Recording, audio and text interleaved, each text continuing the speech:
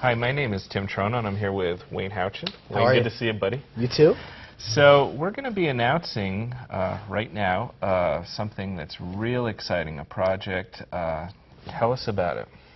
Well, I grew up on a particular set of books that were my real first introduction to actual close-up magic, and they were Paul Harris's Art of Astonishment series, which was a collection of many of his older books and ideas that were all brought together with this particular philosophy. And I know that these books influenced generations of magicians. Well, the Art of Astonishment is coming to DVD. It's something I've been working closely with Paul on, and very excited to announce that the first DVD is going to be available at the end of January. Right. Now, explain the difference, because True Astonishments just came out, and that's a great thing. Talk Certainly. about the difference. Some of the questions I've got, even from magician friends of mine who knew that I was involved with this project, is they said, you know, didn't this just come out? Mm-hmm. Didn't Art of Astonishment just come out? No, True Astonishments is a different, it's a very different thing, and I think the confusion comes from the fact that True Astonishments was originally intended years ago to be an updated version of the Art of Astonishment books. Right. What Paul found was that there's so much great new material that just kept coming that slowly the Art of Astonishment material got pushed out, and so True Astonishments is primarily new. Right. Which worked out well for me, because I'm very excited to be able to jump into a book that really changed the way that I looked at magic. When I was 16 years old, I was performing stand-up magic, rope routines, card manipulation act, and then I saw a magician perform some of Paul's materials, Joel Pascal. We sat down at a coffee shop, and for 3 hours, 2.5, 3 hours, he changed my life. He showed me things with cards that I didn't even know existed. I didn't even know it was possible to link two cards. I hadn't even thought about that. Right. And he lent me Paul's Art of Astonishments when I was 16, and that was my introduction to close-up magic. And just for clarity's sake, basically, this is not all of the material from Art of Astonishment. No. It's not all coming out at once, is that correct? What we're doing is we're going through, Aaron Fisher is working on this project also with us, and we're going through not just the Art of Astonishment, but Paul's original books. And we're taking a look at the plots and the methods that are really important, things that were really revolutionary at the time. And we're looking at what they turned into in the Art of Astonishment books and how that relates to the overall picture and philosophy that Paul developed of astonishment being the central focus. And so we're hand-selecting certain effects, and effects that meant a lot to me, too, as I was performing and learning close-up magic.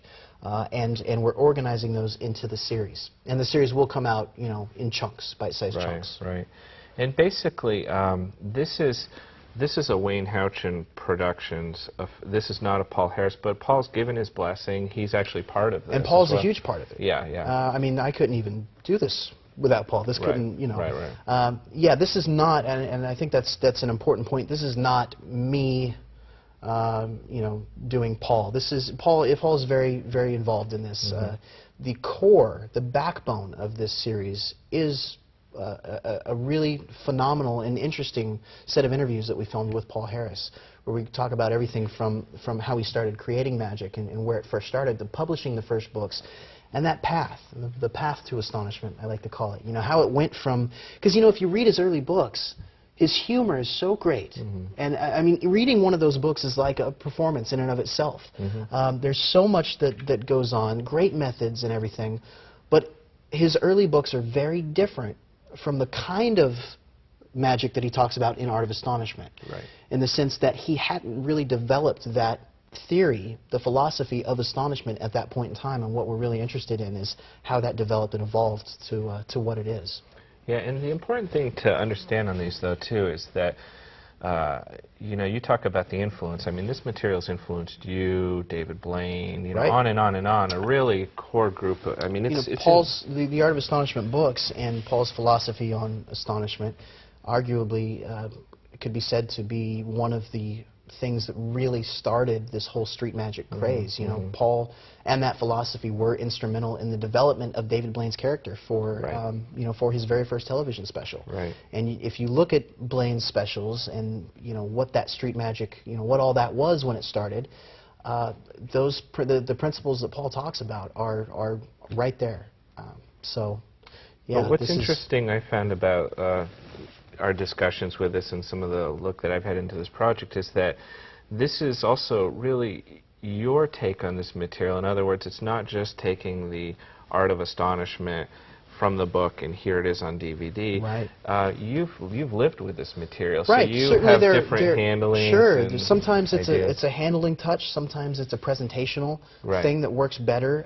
Because Paul was a crazy man back in the day, in a good way. But yeah, you know, some of this material is really important to me. But more importantly than that, a lot of the material and the methods are important to magic. Period. Right. What Paul did was really incredible. You know, when he started publishing his books, magic changed. I mean, at that point, reading a magic book was looking at old black and white photographs, and Paul Harris comes along, and he's got, this insane sense of humor. And all of a sudden, cards aren't just cards anymore. They're being twisted. They're being linked together. They're being destroyed. He seemed to have some kind of grudge against cards. He kept destroying them. I don't know. But I mean, he took off into a completely different direction, and there are a lot of really important and powerful ideas that he developed. And so the first one, which are coming at the end of January, beginning of February, is basically a few of the effects that you've pulled out that you've used, and this is kind of I mean, certainly Paul's there and part of this, but it's some of your handling and changes and ideas and thoughts. I mentioned Aaron Fisher earlier. Aaron and I have really kind of dug into a lot of this material and looked through all of Paul's old books, like I said, in addition to The Art of Astonishment. And we've really workshopped a lot of the material too, and there are some new things and some new presentations and some new subtleties, and it's just so exciting to.